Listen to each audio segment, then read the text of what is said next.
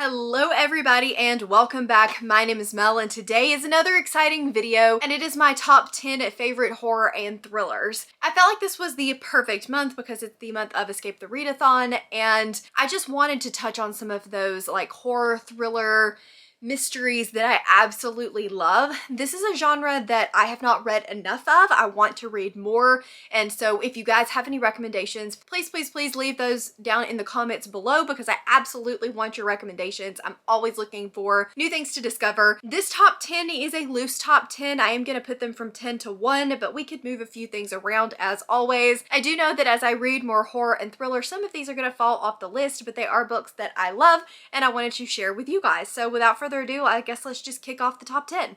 Coming in at number 10 is actually a middle grade, and that is Scratch Scratch by Lindsay Curry. This one is following Claire, who has no interest in the paranormal, but her parents, or at least her dad, runs a ghost tour bus in Chicago. And one day she gets roped into helping him complete the tour, and she sees this boy with dark eyes sitting on the back of the bus. I listened to this one on audio, and honestly, it creeped me out about as much as any adult horror ever has.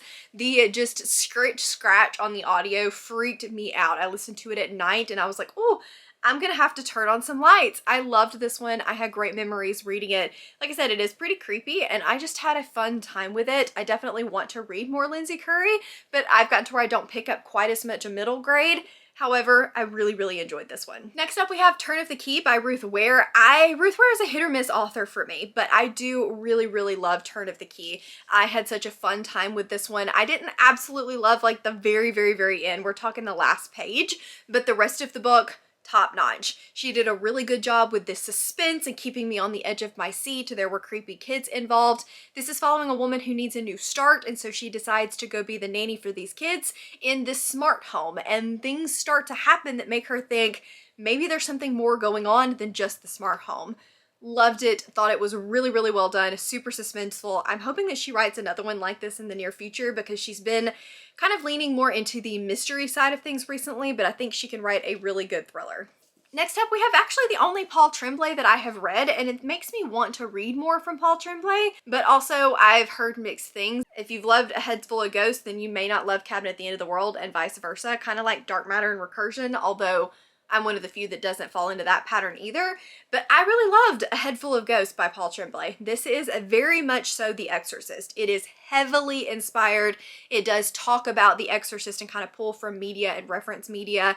It's about a girl that is acting very strangely, and her parents invite in a film crew and an exorcist to try to get their daughter back. I liked the ambiguity of this book. I thought that it was well done. It kept me on the edge of my seat. It was really creepy. I enjoyed it quite a lot, and it makes me want to read Cabin at the End of the World, but also terrified to read Cabin at the End of the World. So let me know if you've read both down in the comments if you think that I would like it, but I quite enjoyed this one. Then we have one that I actually just read this year back in February, and I fell in love with it so quickly. That is The Ghost Eaters by Clay McLeod Chapman. This one was just beyond creepy. I loved the imagery in this. It's following a girl whose boyfriend, who was not very good for her and actually got them involved in drugs, dies, and there is this drug called Ghost, and it allows you to see the dead. It says, pop a pill, see the dead, side effects may occur, and the side effects are gnarly. I loved the discussions on grief and addiction in this. I thought that the imagery was really well done. It was super creepy. There was a scene in the office that just heebie-jeebies while listening to this audiobook. I loved it so much, and I would highly recommend if you want something pretty weird that's not afraid to kind of like push those boundaries. Plus, look at the cover. Like, the cover's amazing. One time where the amazing cover actually had amazing contents. Who knew? Next up, coming in at number 6 is Lock Every Door by Riley Sager. I was trying to figure out which Riley Sager to put on this list, and I probably could have put Home Before Dark in as well, but Lock Every Door was one of my first Riley Sagers, and I just really enjoyed my time with it. I remember reading it on the plane on the way to San Francisco. I remember just being on the edge of my seat and flipping pages. Granted, I will admit to you guys that I read that well before I have read a lot of thriller or horror, so if I read it now, I don't know that I would love it, but I did then. in, and I have really fond memories of it. I have a feeling that some of these like Ghost Eaters could definitely stay on this list, whereas Lock Every Door will eventually fall off as my memories of them start to shift and the nostalgia gets kind of pushed into the back. But for now, I loved it. It's about a girl who's very down on her luck, and she gets an invite to live in one of the most prestigious apartments in, I believe it's New York, but I can't really remember. But things are starting to happen. She's hearing creaks and she's wondering if there might be more to this apartment than she thought. One of her friends goes missing and she has to figure out what's going on. Really enjoyed that one. Thought it was a lot of fun. Then coming in at number 5 is just Darcy Coates. I have been loving my time with Darcy Coates this year. I think she can write a really amazing haunted house story and just horror in general.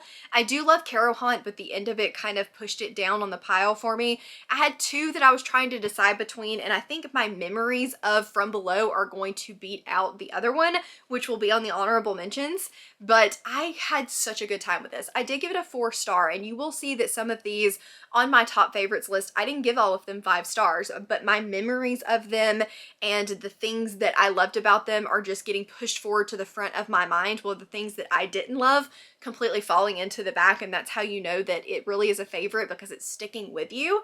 This follows a film crew that is investigating one of the lost ships, the Arcadia, that was lost many years ago. I forget exactly how many years ago, and they're going to investigate the innards of the ship and do a documentary on it. Then you're also getting the viewpoint of the Arcadia, where things were going terribly wrong and why it went missing and why it was a ghost ship. This just kept me on the edge of my seat. It is very long, and I feel like it was a bit too long at times, but overall, I just remember being so like thrilled and just scared on the edge of my seat for these characters, making it one of my favorite Darcy Coates. But like I said, you can interchange a lot of different Darcy Coates into here and I would be happy. Next up, coming in at number 4, and honestly this could have been moved up on the list, but I think I'm gonna leave it at 4. I think, because it's an author that I've read another book from and didn't just love, so I'm still trying to find out if it's a favorite author or if it's just this one book. But that's The Last House on Needless Street by Catriona Ward. I adore this book. This is one of those that I almost DNF'd in like the first 10%, and I'm so glad that I didn't. It's quite weird. It is a little bit bonkers. It has a strange point of view from a cat, and I loved what she did with this. I think that the author's note at the end is a very important thing to read, otherwise this may not sit well with you, so definitely read the author's note. All I'm going to tell you about this book is that it's about a girl that goes missing while at the lake over the summer, and the prime suspect is this man that's a little bit off that lives at the last house on Needless Street. I loved it. This is one of those books where I did not see the twist coming. I wasn't sitting there trying to dissect it, and I'm so glad that I didn't, because the twist, it got me. I loved it. I thought it was extremely clever. I thought that the Easter eggs leading up to that were very well done. This is not a horror in the traditional sense of its horror scary imagery, but it's horror when you think about exactly what is going on and what these people went through. But loved it. Definitely recommend this if you're looking for something weird and different. Then coming in at number 3 is one that I don't physically own, and this is another one that could eventually go down on the list, but I just loved it so much when I read it and I want more people to read it, and that's Stillhouse Lake by Rachel Caine. Unfortunately, Rachel Caine did pass away from cancer, and so this series is kind of being fleshed out and completed by a friend of hers, but she did write the first 4 or 5, and I loved them. The first 2 are by far my favorite, probably Stillhouse Lake coming in at number 1. This is following a family that the police show up on their doorstep one day, and our main character realizes that she's married to a serial killer, and he gets taken into custody. It's a very interesting viewpoint because it's focused on the wife and the children and the way that society will blame you for things even if you didn't have any knowledge or say in anything that happened, and what society is willing to do when they believe that they're right. I just thought that it was incredibly well done. This is not a thriller or a horror. It's much more of a mystery and almost a romantic mystery at points. I loved it. I thought it was extremely well done. I really do at some point want to reread the series because I adore it. Then coming in at number 2 is actually one that I gave like a 3 or a 4 star, but I'm gonna put it at number 2 because I cannot stop thinking about this book and I cannot stop recommending this book. I haven't looked at the ocean the same since I read Into the Drowning Deep in 2018. Like, it's been 5 years and I still look at the ocean and go, yeah, but what if? This is about, it's another one that is a mockumentary type story. It's a water horror following a girl that lost her sister when this mockumentary went out to try to investigate the Mariana Trench. They did get some footage back that showed something horrific, but they don't know what happened. So they're getting a bunch of scientists, experts, even hitmen together to go off on a ship and try to figure out what happened to this mockumentary and what is actually in the Mariana Trench. I loved it. I thought that the science behind it was really well done and made it very believable to me. The latter half being horror was pretty horrific and had some really intense scenes that I also thought were very well done. This is a slow book and it is a book where the science is extremely heavy. So if you're not looking for that and you don't want to dissect through the beginning science part to get to the horror, maybe this one is not for you. But if you're okay with like a slow burn story that builds up the tension as it goes and really makes you believe what's happening, then I think that this would work extremely well for you, like it did for me. Again, I haven't stopped thinking about it. So it had to go on the top because I haven't stopped thinking about it. And then coming in at number 1, before we do a couple of honorable mentions, this one was difficult for me because I was trying to pick between the two, but I think I'm gonna have to go with Recursion being the number 1 Blake Crouch for me. You could absolutely put Dark Matter on this list as well, but I remember Recursion a little bit more vividly than I do Dark Matter, so I think I'm gonna put it at number 1. This is a thriller based around memory and what happens when your memories have been tampered with and time doesn't really move as linearly as you thought. This does involve time travel. I thought that this was extremely well done. I don't really want to say a whole lot more than that because I think that the suspense, or part of the suspense, is trying to figure out what is going on along with the main character. It's not very long and I think that that makes it incredibly well done because you're on the edge of your seat the entire time. Like, this is high action, high suspense, while also not being so fast that I got bored because it was too much action. I loved it. I think that Blake Crouch is an incredible writer. Most of the books that I've read by him have been a 4 or a 5 star. Didn't love Upgrade as much, and Pines had potential, and so I'm very excited to continue on in that series as well. Highly recommend. Auto by author for me. Absolutely loved this one, but I also loved Dark Matter too, so you could very easily like switch these two out and I would be happy.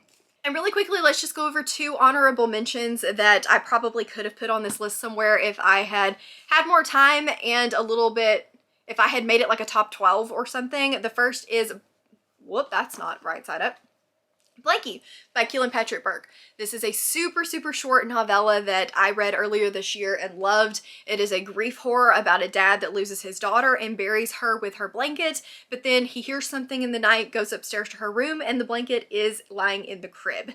It is creepy. It really handles grief extremely well. Be aware that if that's something that's triggering for you, then this might not be the book for you, but it manages to do a lot in such a very short amount of pages. I loved it, and I did want to at least mention it.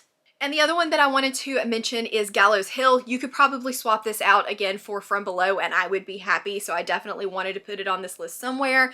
This is one of Darcy Coates' more recent books, and it is a haunted house story about a woman that grew up away from her parents, and when they die, she goes back to take over the estate and the winery that's set on Gallows Hill. And used to, they would hang people on this hill, and that's where the winery sits. Super creepy, high suspense, extremely well done. Absolutely loved this one. Highly, highly, highly recommend. It was a 5-star read. It just didn't stick with me quite as much as From Below.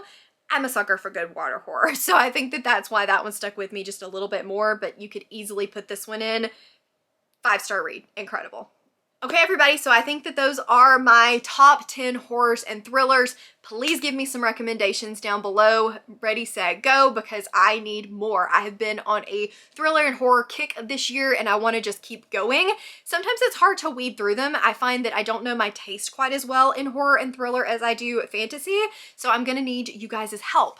Let me know, give me some recommendations. If you don't really have any recommendations, you just kind of want to let me know that you were here, leave me a knife emoji because we're talking horror and thriller here. Thank you guys so much for watching. As always, links to my Patreon, Instagram, Twitter, and Goodreads are all in the description box down below. Please give this video a big thumbs up if you liked it and subscribe if you wanna, and I will see you guys in the next one. Bye.